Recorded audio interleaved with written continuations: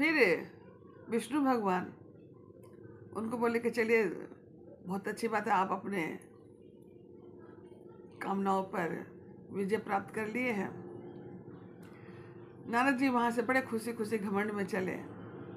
रास्ते में देखा कि एक जगह माया की नगरी बसी। भगवान विष्णु भगवान ने एक माया की नगरी बसाई और वहां पर स्वयंवर हो रहा था। तो नारद जी वहां पे गए, देखे तो बोले आहा कितना सुंदर स्वयंवर हो रहा है, चल के देखो क्या हो रहा है। तो देखे कि बहुत ही सुंदर लड़की राजकुमारी थाली में हार लेकर के बैठी हुई है, उनके स्वयंवर का सब विधि हो रहा है। तो उन्होंने तुरंत वहां से लौट करके भगवान के पास गए, श्री हरि के पास आए और बोले कि हे प्रभु, आप हमें थोड़ी देर के लिए अपना चेहरा दे दीजिए। नहीं, हे प्रभु आप मुझे अपना हरि का चेहरा दे दीजिए। तो हरि मतलब बंदर भी होता है। प्रभु ने कहा एवं मस्त तथास्तु। अब वो चले आए, बहुत खुश हुए कि मैंने तो हरि का चेहरा ले लिया। अब यहाँ करके जब जयमाल पड़ रही है तो चारों तरफ वो हाथी माला लेकर घूम रहा है। तो ये भी अपना सर आगे करते थे चेहरा कि मेरे में डाले, लेकिन वो आगे बढ़ जाते थे।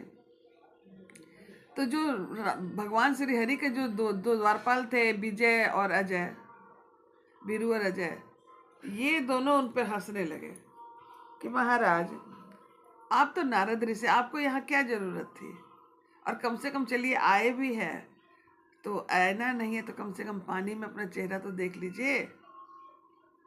तो देखे वो देखे कि बंदर का मुख है। तो उनको बड़ा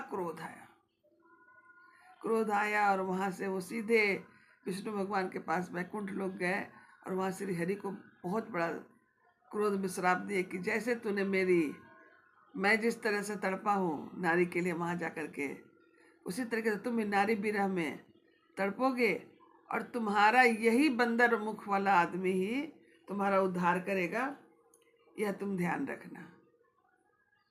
तो यह श्राप चूंकि भगवान पर, जब उनका माया हटा तो उनको बड़ा नारद जी को दुख, ओहो मैंने क्या ये इनको प्रभु को श्राप दे दिया। लेकिन इसके बावजूद तो श्राप तो मिल गया, तो श्राप तो सहना ही है। प्रभु हर चीज, हर किसी का श्राप को भी बर्दाश्त करते हैं, उसका परिणाम भी भोगते हैं बेचारे। उनके जैसा दयालु कृपालु कौन है ठाकुर जी की तरह। तब वो फिर बोले कि तथा ऋषिवर आपने तो श्राप दिया तो मुझे तो उसका मान तो रखना पड़ेगा, इसलिए रामा अवतार हुआ था। और रामा अवतार में चूंकि गौरा जी को प्रभु ने, भोले बाबा ने 87,000 सालों को जब उनकी समाधि टूटी थी तो उनको अपने माता का स्थान दिया था, क्योंकि श्री रामचंद्र जी ने उनको माता कहा के कहा था कि माता आपको तो वृषकेतु के पास रहना है। तो वो भी एक कारण हुआ था जो त्यागे थे।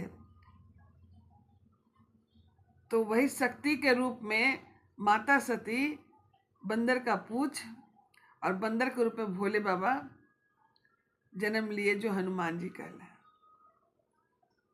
अब तो ये देखिए आप लोग, ये आप लोगों को बता रही हो, आप लोग ध्यान से सुन के कथा मिला लीजिएगा कि मैं कहाँ से कहाँ आप लोगों को सब 2 श्राप का तो वर्णन आपको बता दी। तीसरा रावण का भी उद्धार था। तो प्रभु का जन्म का बहुत अनेकों कारण हुआ, अनेकों बार वो जन्म लिए हैं। इसलिए प्रभु के चरित्र को पढ़ा जाए, जितनी बार आप रामायण पढ़ेंगे उतनी बार आपको ज्ञान मिलेगा। हर बार कुछ नया देखने को सुनने को मिलता है और हर बार खुशी होती है। तो इसी तरह चलिए, हरे राम राम राम हरे हरे, हरे कृष्ण